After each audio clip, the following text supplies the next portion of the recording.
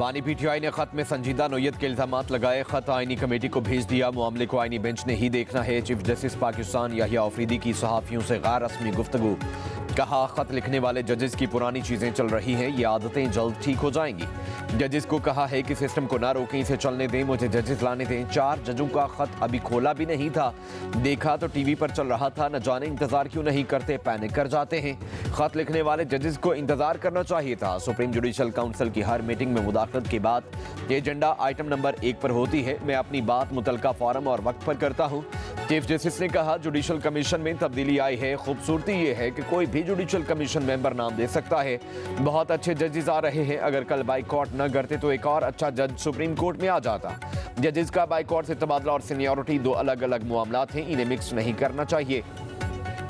Justice गुल हसन औरंगजेब को supreme court लाने का हामी हूं। मेरे भाई जजेस जो कारपोरेट केसेस करते थे वो आजकल केसेस ही नहीं सुन रहे। जस्टिस मियां गुल हसन औरंगजेब टैक्स केसेस में एक्सपर्ट हैं। उन्हें कायम मुकाम जज के तौर पर लाया गया। जुडिशल कमीशन के आइंदा इजलास में उनका नाम दोबारा ज़ेर गौर आएगा।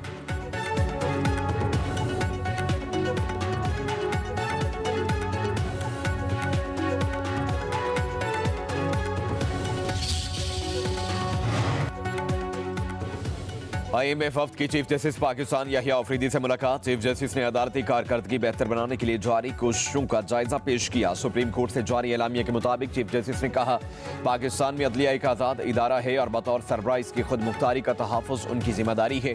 चीफ जस्टिस ने जुडिशल कमीशन से मुतल्लिक अहम आइनी पेशरफ्त और इस्लाहात पर रोशनी डाली। आला सतह के अदालती तकर्रियों, अदालती एहतसाब और जुडिशल कमीशन के तंजीम नौ बारे बताया। चीफ जस्टिस ने अदलिया और पार्लिमानी कमेटी के इंज़माम के फ़वाइद भी बयान किए। मुलाकात के दौरान अदालती एहतसाब और जजेस के खिलाफ शिकायत के असाले के तरीक़ाकार पर भी तबादला ख्याल किया गया। IMF के वफ्द ने कानूनी और इदारा जाती इस्तेहकाम को बरकरार रखने में अदलिया के किरदार को सराहा। गवर्नेंस और एहतसाब को मजबूत बनाने के लिए जारी इस्लाहात की तारीफ की गई।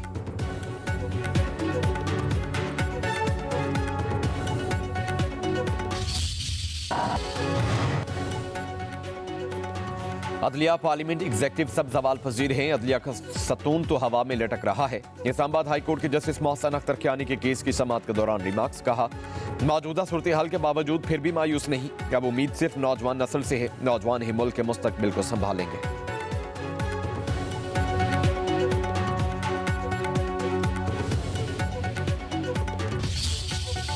Nobody has a right to give a statement against the Parliament of Pakistan.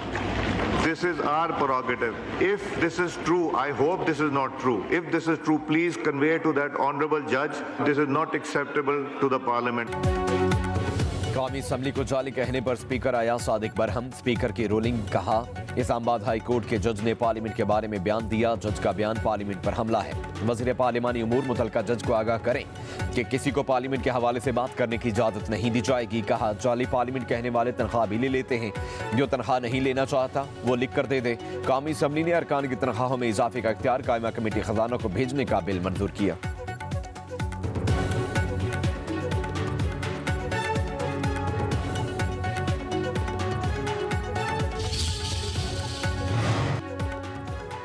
कौमी असम्बली में अपोजिशन का शोर शराबा। उमर अयूब की हुकूमत पर लफ्जी गोलाबारी। कहते हैं, रमजान शुगर मिल्स केस में बाप बेटा दोनों ड्राई क्लीन होकर आ गए। मुल्क कमजोर हो चुका है। $14 अरब मुल्क से बाहर चले गए। किसी का प्रेशर नहीं। ये 2018 वाला दौर नहीं है। मजीद बोले, सिकंदर सुल्तान राजा पर आर्टिकल 6 लगना चाहिए।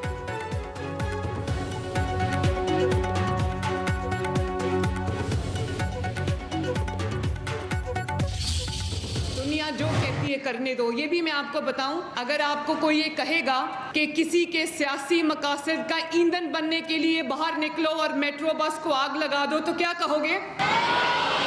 जो आपको ये तरगीब देते हैं कि आगे बढ़ो और उसको चोर डाकू की आवाज लगाओ क्योंकि वो आपका सियासी मुखालिफ है, तो ये शख्स आपका दोस्त कभी नहीं हो सकता। खुद 4 साल की हुकूमत रही है, एक धेले का काम नहीं किया। जाती हमला करते हैं। आपके खैबर पख्तूनख्वा के बच्चे मुझे अप्रोच कर रहे हैं कि हमें भी स्कॉलरशिप्स दो। किसी ने एक दफा कोशिश की थी आपके हाथ में पेट्रोल बॉम्ब्स देने की। अपना भला और अपना बुरा सोच के आगे चलना। तलबा किसी का ईंधन न बने। मुल्क पर हमले करने वाले आपके दोस्त नहीं हो सकते। हमने तलबा के हाथों में पेट्रोल बॉम्ब नहीं, लैपटॉप दिए। वज़ीर आला पंजाब मरियम नवाज का लाहौर में तलबा से खिताब, कहा PTI ने 4 साला दौरे इक़्तिदार में एक धेले का काम नहीं किया। तनकीद आगे बढ़ने में मदद देती है, तनकीद करने वालों को अपनी मेहनत से शिकस्त देनी है। हमारा आवाम से प्यार का रिश्ता है, जो कुछ अनासिर को बर्दाश्त नहीं होता। कहा थोड़ी सी तवज्जो दी जाए तो सरकारी स्कूल्स के बच्चे पूरी दुनिया फतह कर सकते हैं। हमारे पास मौजूद तमाम वसाइल तुलबा पर निछावर कर देंगे। बच्चों को मालूम होना चाहिए कि कौन सा रास्ता कामयाबी और कौन सा तबाही की तरफ जाता है।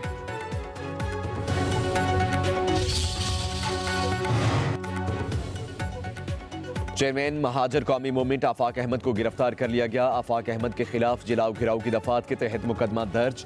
पुलिस के मुताबिक आफाक अहमद के उकसाने पर कराची में माल बरदार गाड़ियां जलाई गईं। मुश्तिल अफराद ने लांडी में 2 माल बरदार ट्रकों और सरजानी टाउन में वाटर टैंक को आग लगा दी। डंपर और टैंकर जलाए जाने के खिलाफ ट्रांसपोर्टर्स का एहतजाज। कराची के दाखिली रास्ते बंद। वज़ीर दाखिला सिंध ने नोटिस ले लिया। एडिशनल IG को गाड़ियां नजर आतिश करने के वाकयात की तहकीकात का हुक्म।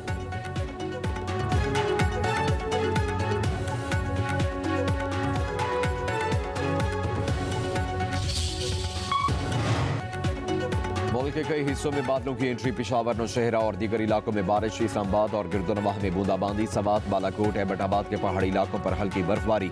हसीन मनासिर देखने के लिए स्याह पहुंच गए। सर्दी की शिद्दत में इजाफा। चित्राल, दीर, कोहिस्तान, शांगला में भी मजीद बर्फ पड़ने की पेशगोई।